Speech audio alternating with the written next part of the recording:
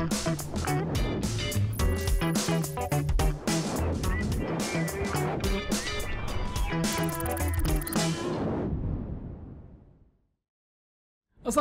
warahmatullahi wabarakatuh. Selamat siang pemirsa TVRI Sumatera Selatan. Wah, lama tidak berjumpa dengan saya Dwiki Adiputra di Cuko, cerita untuk kaula muda. Pemirsa TVRI Sumatera Selatan, makin kesini generasi muda kita dihadapi dengan tantangan yang cukup besar, yaitu tantangan dari teknologi. Dengan masuknya teknologi-teknologi yang terbarukan, AI, dan juga bahkan apapun ya bisa kita lakukan dengan teknologi. Hari ini kita akan membahas tentang generasi digital intelektual. Langsung sudah hadir di studio podcast kita seorang profesor termuda dalam bidang IT. Beliau juga seorang akademisi di salah satu universitas di kota Palembang. Langsung saja kita sambut Profesor Dr. Edi Surya Negara, Eskom Mkom. Assalamualaikum. Waalaikumsalam warahmatullahi wabarakatuh. Saya manggilnya Pak Prof ini. Bebas saja Mas Dwiki. Apa kabar Pak Edi? Alhamdulillah baik Mas.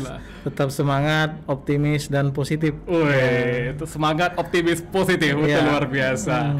Pak Edi, saya sebelum kita masuk ke pembahasan kita yang sangat menarik terkait tentang digitalisasi ya di saat ini, saya ingin Pak Edi cerita dulu nih terkait tadi brandingnya adalah profesor termuda bidang IT nih.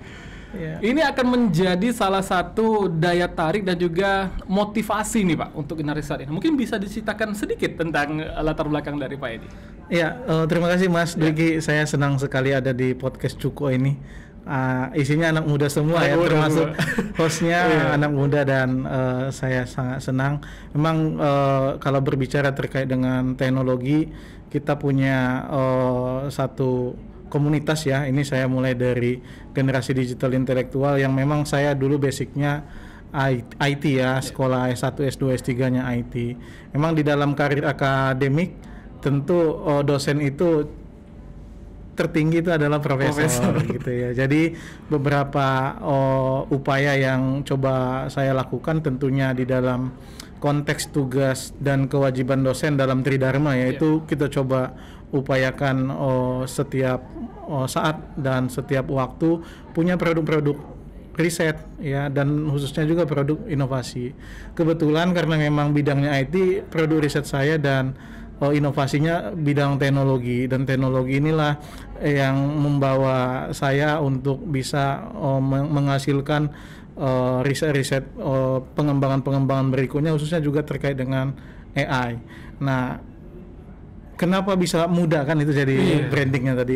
Ya karena kita juga punya sebuah konsep yang sudah kita siapkan, ya langkah-langkah yang sudah kita coba ukur dan tentunya dukungan teman-teman. Jadi gini Mas, kita bisa membuat riset yang bagus, inovasi yang bagus harus ada tim. Ya kebetulan tim ini kami perkuat menjadi generasi digital intelektual. Itulah salah satu yang membuat kenapa saya bisa lebih cepat katakanlah di bidang ini daripada biasanya gitu. Biasanya kan memang kalau untuk jadi profesor sudah harus agak sepuh gitu ya. Sudah jalannya agak sepuh lah istilahnya gitu. Memang ini kita rencanakan dari awal gitu Mas Dwiki. Oke, berarti dari studi strata 1 sudah mengambil IT sampai dengan jenjang paling tinggi banget, mentok ini istilahnya ya Pak ya, untuk karir sebagai akademisi adalah profesor gitu kan. Memakan waktu berapa lama berarti untuk Pak Edi sendiri? Efektif saya jadi dosen itu di 2012. Saya dapat profesor itu di tahun 2023. Ya kurang lebih 11 tahun berkarir dan melakukan riset dan inovasi. Alhamdulillah di 11 tahun bisa didapatkan. Berarti itu dari S1 langsung S2, S3 profesor. Ya, S1-nya saya mulai dari 2006. Oh, 2006 ya. 2006 saya S1 saya mulai dari D3. D3 saya 2006 sampai 2009. 2009 sampai 2011 saya lanjut S1. 2011 sampai 2012 saya lanjut S2. 2013 sampai 2017 saya lanjut S3. Tapi saya efektif diangkat SK pengangkatan saya jadi dosen 2012 setelah tamat S2. Gitu. Oke, luar biasa. Itu ada sedikit perjalanan akademik dari profesor muda nih, luar biasa ya. Terima kasih. Sumatera Selatan harus bangga dengan Prof. Edi. Iya, mudah-mudahan kita bisa berkontribusi membawa bersama. dampak yang positif ya Pak ya. Betul. Pak, lalu tadi Pak Edi sudah membuka tadi sudah sedikit masuk tentang generasi digital intelektual. Ini jujur saya pun baru mendengar ya tentang gerakan ini ya atau wadah ini. Nah ini sebenarnya wadah apa yang Pak Edi buat ini? Ya, kita berbicara teknologi ada yang memandangnya dari sisi negatif ya.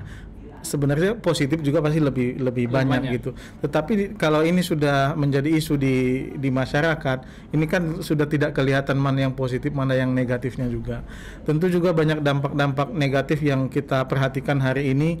Generasi muda kita banyak kecenderungannya sampai kepada kecanduan terhadap negatif dari teknologi ya, khususnya game online segala macam gitu. Dan di sisi ini kita perlu masuk tuh. Jadi saya melihat ada kekosongan sebuah komunitas yang bisa mengakomodir ataupun menjembatani teman-teman yang memang di bidang IT untuk bisa saling berinteraksi sama satu dengan yang lainnya. Jangan sampai kemampuan IT ataupun bahkan keterampilan yang dimiliki itu bisa disalahgunakan. Itu satu poin.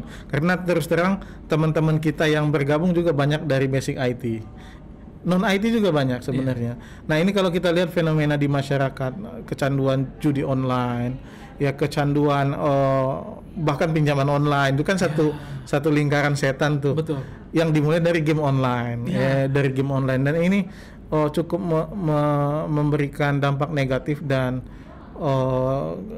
itu bisa kena dampak mental ya. Saya melihat ada dampak mental yang tidak baik bagi generasi muda kita, dan inilah hadir generasi digital intelektual yang tentunya juga memang isu ini bukan hanya isu di masyarakat. Pemerintahan juga saya diundang oleh Dinas Kominfo juga sama isunya. Bagaimana judi online, bagaimana pinjaman online, bagaimana game online, ini cukup banyak mengganggu. Artinya apa? Literasi perlu didorong, literasi digital secara khusus.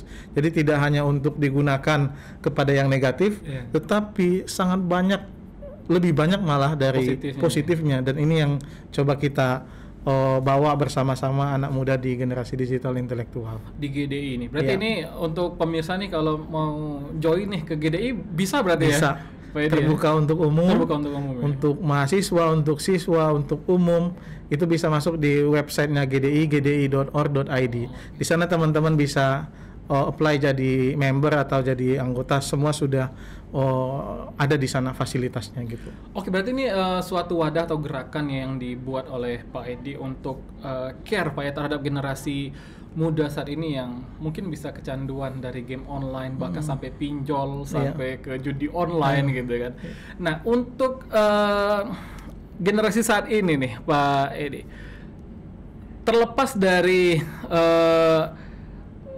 hal-hal negatif tadi gitu ya, apa hal positif yang bisa Pak Edi lihat nih terkait generasi saat ini, terutama dalam bidang teknologinya, dalam bidang digitalnya? Positifnya kreativitas generasi muda saat ini sangat tinggi sebenarnya.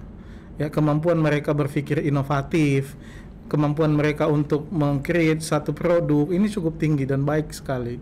Ya, ini adalah satu hal yang sangat positif dari teman-teman generasi muda hari ini. Tinggal kita perlu mendorong mereka untuk memberikan kesempatan ataupun untuk memfasilitasi agar produk-produk kreativitas mereka ini bisa muncul dan bisa dilihat atau bahkan bisa dimanfaatkan.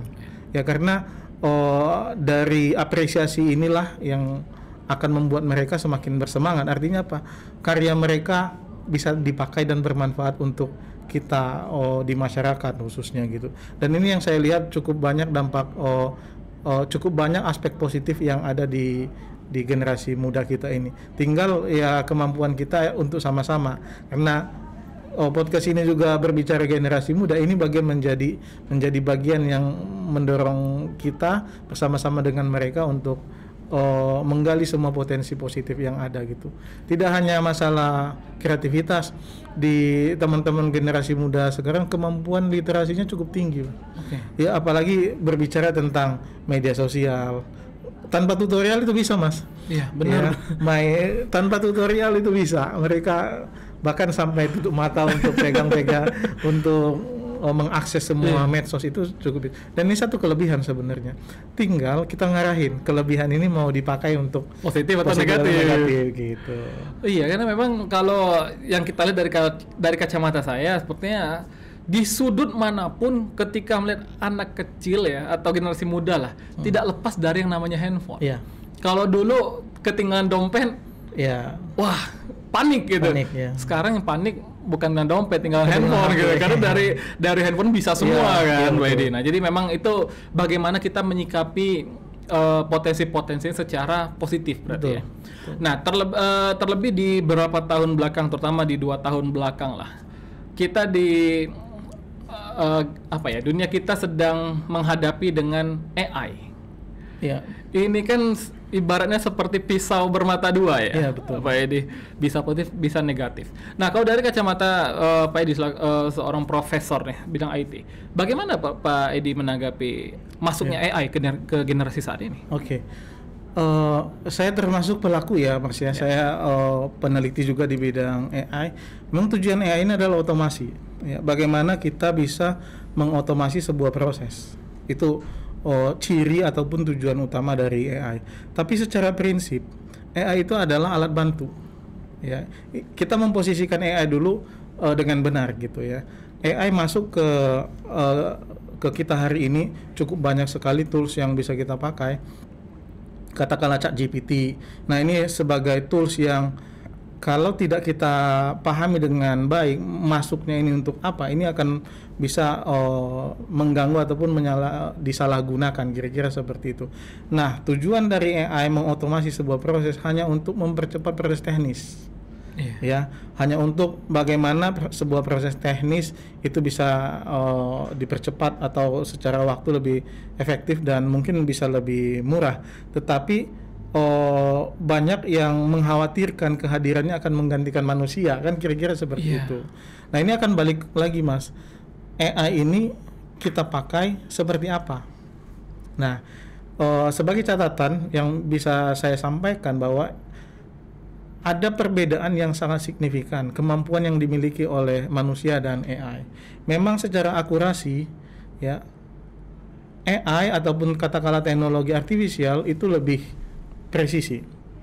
Tapi secara inisiasi, secara insting, secara emosional, ini AI belum bisa gantikan, Mas, peran manusia.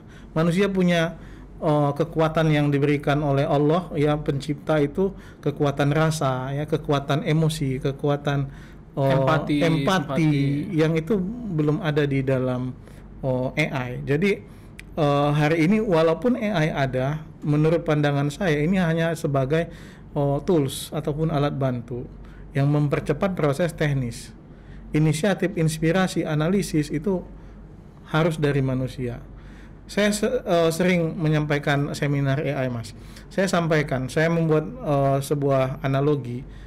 AI itu adalah benda, ya, kecerdasan manusia yang ditransfer ke dalam teknologi server ya, ke dalam komputer, pengetahuan manusia. Artinya apa? Pengetahuan manusia diinjek ke dalam server itu tetap namanya benda. Ya, jadi kan AI itu simbolnya kan otak ya. Iya. Nah, jadi kalau di benda itu ya prosesor lah kira-kira. Itu bendanya prosesor. Sementara manusia itu otaknya itu ciptaan Tuhan, Mas.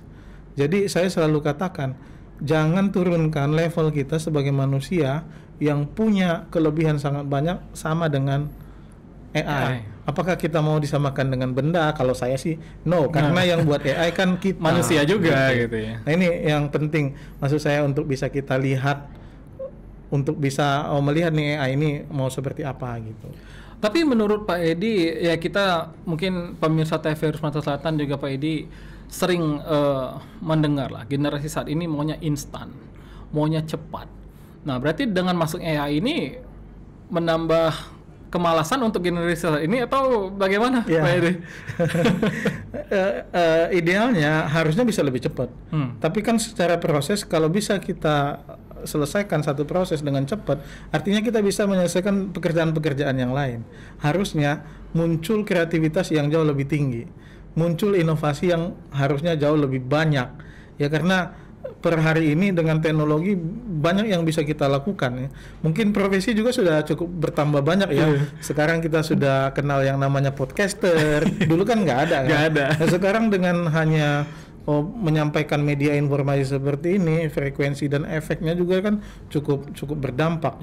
Ya informasi kita bisa sampai kemana saja gitu. Belum kita berbicara AdSense yang didapatkan, ya kan gitu. Kalau dulu kan kita kerja bawa alat apa gitu kan harus fisik gitu kan. Nah ini dampak positif yang mungkin juga harus kita lihat bahwa tidak hanya dari sisi bagaimana kita mengkhawatirkan ini, tapi bagaimana kita mengoptimasi atau mengoptimalisasi penggunaan tools ini. Jadi peluang ke depan sebenarnya menurut saya harusnya tidak malas-malasan. Harusnya yang menjadi poin kita adalah banyak cuan nih yang bisa kita dapat kalau kita memanfaatkan dengan positif AI ini. Terus terang Mas, saya juga pelaku yang memanfaatkan AI dan internet untuk mendapatkan income penghasilan, dan itu bekerja gitu, itu bisa menghasilkan kira-kira. Nah sekarang kita mau apa sekarang, tinggal connect internet ya, kita punya device, kita create sesuatu yang di sana kita bisa coba untuk, nah itu salah satu kita lakukan di GDI, itu yang coba kita sama-sama. Jadi peluang semakin terbuka dong.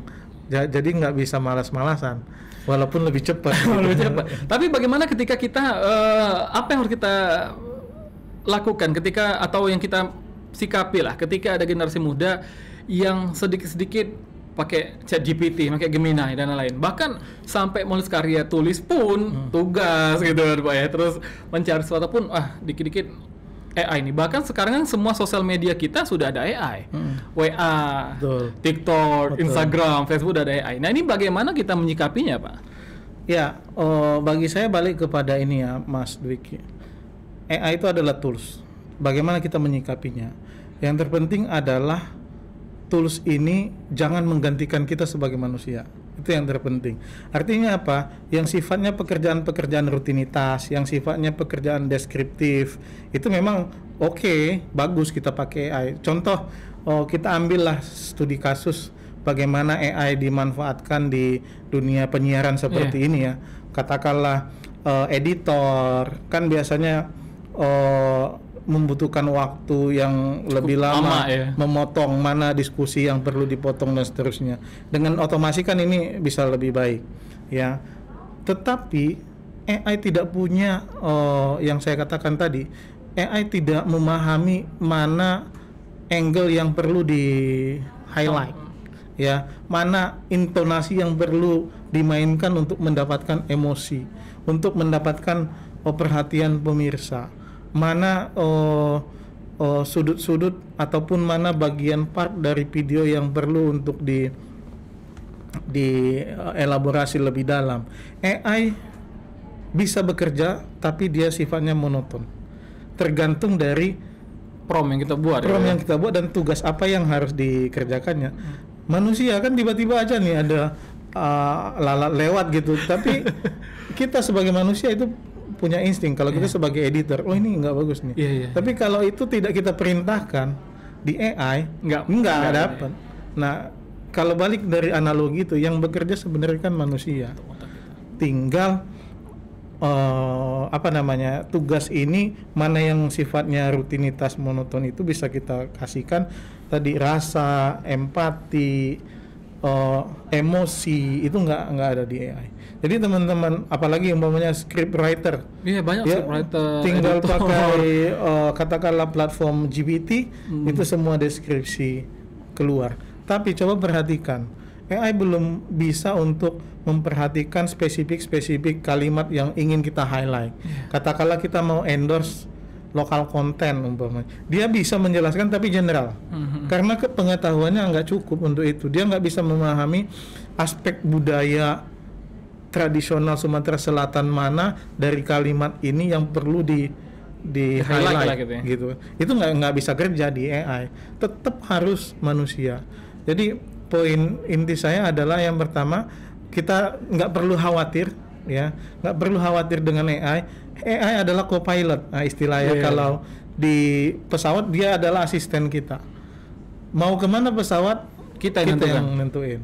Tinggal kita perintah, minta ini seperti apa, ya peran dan fungsinya ada di kita. Jadi percayalah teman-teman, saya selalu mendengar zaman AI banyak pekerjaan yang musnah tergantikan. Tapi percayalah banyak pekerjaan yang lebih banyak tumbuh per hari ini, Mas. Karena ada AI tadi. Karena adanya AI, gitu. Jadi positif deh. Iya, karena apalagi belakangan ini lah ya, dalam 2 bulan ini kita dikejutkan dengan inovasi dari Google kemarin kan, yang membuat seolah-olah kita tulis prompt seolah-olah langsung kayak asli gitu kan. Nah ini kan menjadi ancaman sebenarnya ya Pak ya, kalau kita melihat dari sisi negatifnya gitu ya, dari ancaman untuk mungkin di dalam media penyiaran, untuk scriptwriter, editor, bahkan podcaster pun bisa digantikan gitu kan. Nah berarti mungkin ada tips nih dari Pak Edi, jangan untuk generasi saat ini jangan takut nih dengan AI, kita nggak akan tergantikan kok. Mungkin ada tips-tipsnya nih Pak Edi. Ya, yang pertama itu selalu pahami bahwa level manusia lebih tinggi daripada benda, ya. Karena benda tidak bisa dengan presisi menangkap setiap movement, momen, emosi, rasa yang manusia itu bisa miliki, ya, bisa miliki. AI nggak punya itu. Nah, bagaimana terkait dengan kekhawatiran tadi yang disampaikan oleh Mas Dwiki? Bagi saya itu nggak perlu ada kekhawatiran itu, tinggal bagaimana kita bisa bersama-sama dengan AI untuk mendorong kita bisa lebih baik, bekerja bisa lebih baik, lebih akurat. Poinnya adalah AI ini adalah co-pilot kita. Sehingga apa? Yang terpenting bagi kita hari ini adalah kita harus beradaptasi. Ya, kalau kita perlu penguatan literasi, kita harus banyak mungkin tonton podcastnya Mas Dwiki, lihat medsos yang lain, itu kan cukup banyak sekarang tutorial AI gitu ya, cukup banyak. Tinggal kita perkaya. Jangan khawatir, suatu saat juga memang ini sebenarnya ada yang dua punya persepsi ya, yang mengatakan suatu saat AI itu bisa membunuh manusia kira-kira gitu kan, karena dia sudah punya semua kemampuan manusia. Tapi tetap saja kontrol itu ada di manusia, Mas Dwiki. AI itu bisa dilatih seperti itu, yaitu karena manusia yang melatihnya. Jadi dengan program yang disusun, dengan knowledge banyak yang diinjek ke dalam komputasi, ke dalam prosesor, membuat dia pintar. Tetapi yang terpenting adalah manusia jauh lebih pintar dari AI, karena AI itu dibuat oleh manusia. Tinggal kita sebagai manusia harus bisa kontrol dong. Kita kan tahu lah mana yang baik, mana yang tidak baik. Oleh sebab itu literasi digital, literasi AI ini perlu kita sama-sama masifkan, sehingga tadi kekhawatiran itu tidak ada, tidak akan tergantikan gitu. Dan juga berarti dengan kekhawatiran kita itu kita harus bisa mengupgrade diri juga dong berarti ya. Poinnya ada di sana. Kita harus upgrade. Karena bisa saja pengetahuan itu kan sebelumnya belum ada. Tentu kita harus beradaptasi. Sebenarnya tidak harus di zaman teknologi sekarang kan. Di zaman batu dulu juga kalau kita tidak adaptasi, kita kan akan ketinggalan atau ketinggalan gitu. Ini sebenarnya masalah bagaimana kita bisa beradaptasi dengan ekosistem, dengan keadaan sekarang saja sih. Di setiap zaman pasti akan ada keadaannya. Mungkin 20-30 tahun lagi akan ada keadaan yang mungkin jauh lebih canggih dari hari ini. Tetapi poinnya bukan di situ. Poinnya di sana adalah bagaimana kemampuan beradaptasi manusianya. Itu yang akan membuat kita akan selalu eksis sebagai manusia gitu loh kira-kira. Iya, jadi kita harus terus mengupgrade diri, mengupgrade kemampuan, mengupgrade ilmu, ya Pak. Jadi ya AI nggak bakal menggantikan kita, selagi kita memiliki kemampuan sendiri. Iya, that's point. Iya. Betul. Pak, jadi kita dari tadi berbicara tentang generasi muda nih. Saya mau bergeser sedikit ke generasi boomers nih. Generasi boomers yang saat ini mungkin belum tidak terlalu melek terhadap digital ya Pak. Mungkin teknologi handphone lah taruhlah. Nah, ini bagaimana mungkin saran dari Pak Edi untuk generasi boomers ketika scroll Facebook atau Instagram muncul berita yang dibuat AI, nggak taunya ini dianggap, oh ini beneran nih, gitu kan. Apakah ada tips dari Pak Edi untuk menyiasati perbedaannya apa nih? Mungkin ada tips untuk Bapak Ibu generasi boomers, kalau video ini pasti AI nih, gitu. Mungkin dari gerak-geriknya, dari visualnya, dari audionya, mungkin gimana? Ya kalau secara teknis kan ada ya, tapi ini bukan untuk boomers ya. Ada anti AI kan. Sebenarnya kita bisa tahu itu produk AI apa tidak, itu produk GPT apa tidak. Oh, itu ada berarti untuk anti AI ya? Untuk mendeteksi apakah ini produksi AI atau tidak. Ada softwarenya juga. Jadi orang IT ini kerjanya kan banyak Mas, buat AI, buat anti detektor AI. Itu sebenarnya secara teknis itu ada. Jadi kalau kawan-kawan dosen atau apa mau periksa tugas mahasiswa itu ada ya. Cuman kan sekilas kalau untuk katakanlah orang tua kita boomers gitu kan. Sebenarnya kan apalagi yang ada di medsos. Medsos itu kan ibaratnya itu ruangan yang semuanya ada. Ya dunia maya yang orang baik ada, orang jahat ada, yang sedang-sedang ada, yang diam aja ada, yang nonton scroll aja ada, yang provokator ada di sana gitu kan. Itu anggaplah sebagai kayak hutan belantara gitu. Nah, bagi saya yang terpenting adalah kan bagaimana kita bisa memverifikasi informasi ini. Ya, kalau untuk berita saya lebih cenderung kepada media-media mainstream biasanya memvalidasi ya, apakah di TVRI itu ada gitu. Ya kira-kira itu adalah metode validasi yang perlu kita lakukan sebelum kita share, sebelum kita menyebarkan ini berita ya, apalagi nanti share-nya ke grup-grup gitu yang bisa memprovokasi gitu. Ya secara teknis saya nggak bisa kasih rekomendasi, tapi secara metodologis atau secara cara ya kita perlulah memvalidasi, karena kita semakin dewasa, boomers juga kan harusnya semakin bijak. Tidak semua, percayalah tidak semua produk-produk digital, apakah itu video, foto, teks yang ada di medsos itu dihasilkan untuk tujuan baik saja. Yang pertama bisa saja itu dihasilkan oleh robot tadi, cukup banyak. Apalagi untuk kejahatan ya, politik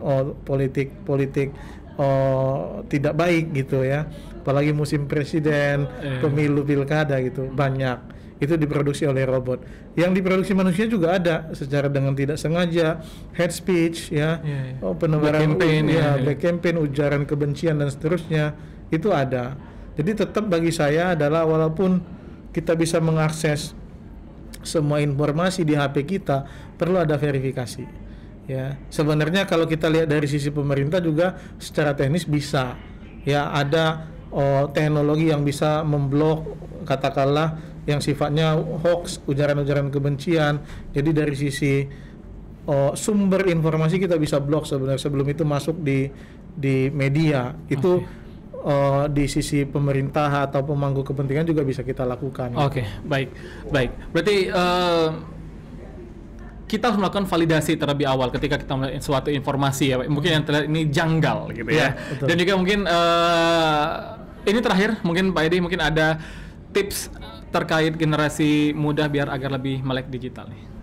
Ya, untuk generasi muda dan semua generasi sebenarnya ya, dunia digital ini adalah dunia informasi yang cukup ya, sekarang istilahnya surplus informasi. Oleh sebab itu kita perlu lebih cakap ya, kita tidak mudah terprovokasi, gunakan manfaat dari digitalisasi teknologi untuk sesuatu yang positif. Syukur-syukur bisa menghasilkan penghasilan kehidupan kita di sana. Jangan menebar kebencian, jangan menebar berita bohong, dan maksimalkan untuk kemanfaatan bersama. Begitu, Pak. Baik. Luar biasa pembicaraan kita terkait generasi digital intelektual. Terima kasih Prof. Edi. Untuk pemirsa TVRI Sumatera Selatan, terima kasih setia menyaksikan podcast Cuko di TVRI Sumatera Selatan. Terima kasih, saya Dwiki Adi Putra dan seluruh kru yang bertugas pamit undur diri. Sampai jumpa.